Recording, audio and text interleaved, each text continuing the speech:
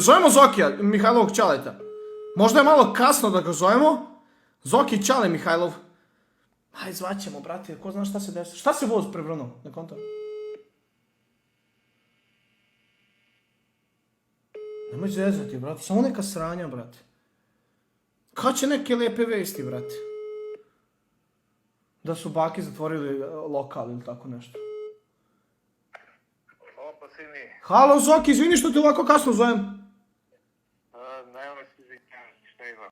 Evo, brate, evo Zoki, upalio stream i ceo chat mi piše nešto se desilo u Pirotu. Pa šta se to desilo, čoveče? Prevrnuo se vagon pun amonijaka. Amonijaka? Ekološki incident. Zoki, ne čujem te dobro, možeš glasnije, molim te. Cisterna puna amonijaka. Dobro? Prevrnulo se tu u blizini Pirota.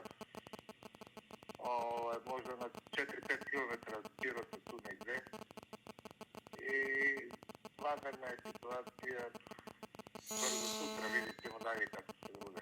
Užas. Drži se, brate Zoki, pozdravi mi Mihajla, brate. Hoću. Dakle, znaš šta, kako je sad? Vanredna je situacija, škole, sudije, do daljnjeg, verovatno, sutra sigurno neće raditi, a preko sutra pojma nemam. Zavisi od razvoja situacije. Evo te. Mikrofon se.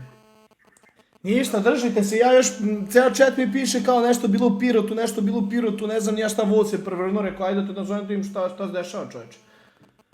Pa ima i hospitalizovanih, desetak njih. Jebo, mamu, pičku. Užas. To koji su bili takozvani epicentar tu u blizini koji su bili, Da, užas. Ništa, drži se Zoki, šta da ti kažem, brate. Sutra ćemo se čuti.